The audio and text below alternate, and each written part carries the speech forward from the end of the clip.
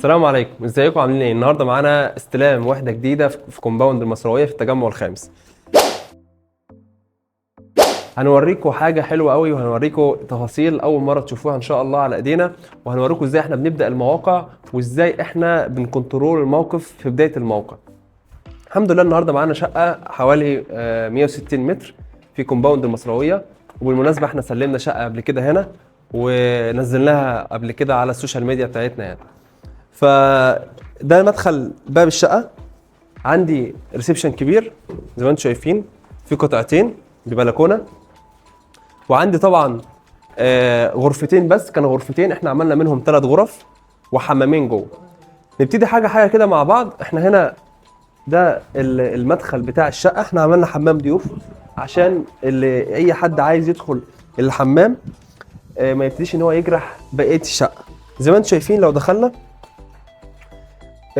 النظافه في الشغل هي سر نجاح الشغل. زي ما انتم شايفين احنا عندنا حمام ضيوف سيمبل بسيط، الشباك بيتسنتر، فتحه الكور بتتفتح، التويلت في السنتر، الشغل نظيف، رقبه الازازه الياسه بتاعتها كلها 45، شغل محترم، مفيش حاجه اسمها تكسير في عمود، كل حاجه محترمه متظبطه وكل حاجه متسيستمه طبقا للشوب دروب.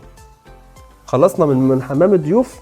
عندنا هنا المطبخ زي ما انتم شايفين. المطبخ نفس الكلام، احنا قفلنا الباب ده، كان ليه بابين كده وما كانش ليه تفاصيله كتير، كانت تفاصيله كتيره. قفلنا الباب وابتدينا ان احنا نرتب المطبخ وننسق المطبخ.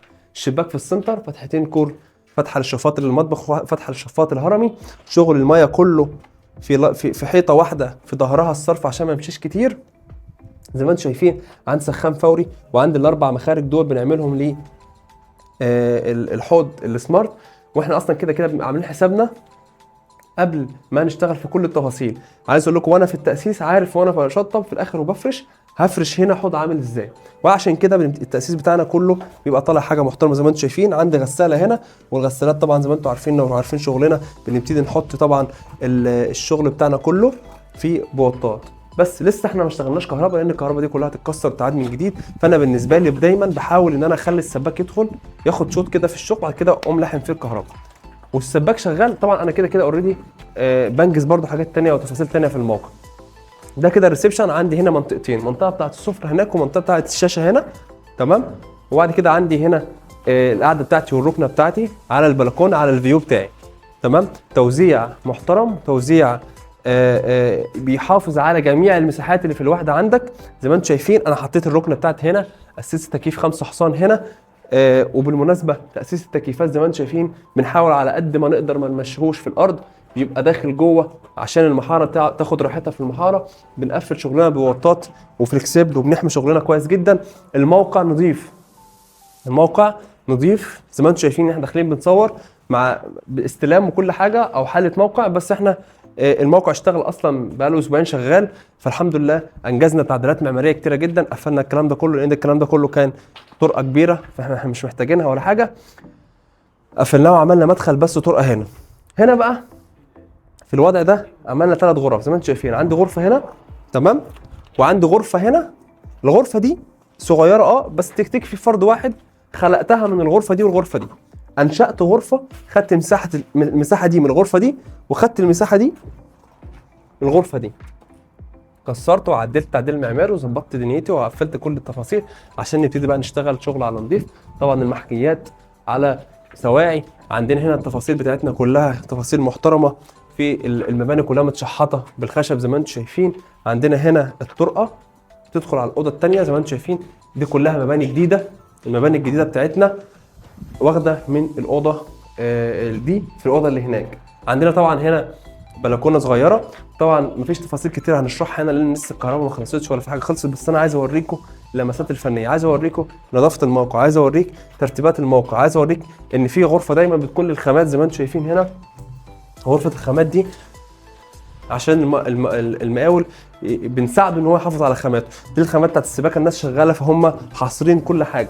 المهندس لازم يسلم المقاول الشغل بتاعه بالفواتير، ويسلم المقاول الشغل بتاعه بالحصر، عشان بعد كده لو في اي حاجه ضاعت خامات الكهرباء في جنب، خامات السباكه في جنب، كل حاجه في مكانها، عشان بعد كده المهندس يعرف يعمل كنترول على الموقع بتاعه، تمام. حتى الطوب وهو متشون مرصوص عشان الدنيا تبقى متظبطه وتساعد برضو المهندس ان الشغل بتاعه على اكمل وجه. هنا برضو عندنا طرقه كده هنا، تمام. في طبعا عندي حمام ضيوف هنا هنشرحه دلوقتي، لكن انا اخدكم في الاول في غرفه الماستر. زي ما انتم شايفين غرفه ماستر فيها بلكونه وفيها حمام برضو حمام صغير. الحمام هنا زي ما انتم شايفين لسه مدين اول وش عزل. زي ما انتم شايفين بنكسر الاول، بنشنش، بنظبط دنيتنا، بنبقج. زي ما انتم شايفين البقج موجوده لو خدت بالكم منها عشان شغل السباكه بتاعنا. بنحط الشغل بتاعنا، بعد كده بنعمل لياسه بتاعتنا تحت عشان العزل. وزي ما انتم شايفين كل حاجه محطوطه وفي مكانها باحتراف، والشغل نظيف والشغل مرتب، الشغل منظم، حاجه تفتح القلب يعني. طب عندك هنا برضو البلكونه دي هنستغلها برضو، هنوريها لكم في الاخر هتبقى عامله ازاي. في بلكونه هنا في غرفه الماستر، وندخل على اخر حمام، تمام. موجود معانا اخر حمام هنا. ازيكم يا رجاله، عاملين ايه؟ معانا طبعا المهندس حسام، مهندس منطقه التجمع ودلتا وميكس كده يعني. مهندس ميكس. معانا حسام برضو راجل من الناس المحترمه جدا، مقاول السباكه، راجل محترم وشغله محترم برضو. ده حمام سريع، عندنا حوض وعندنا هنا فيه التويلت، تمام. وبعد كده عندك هنا الشاور، تمام. حطت البتاع في ماشي.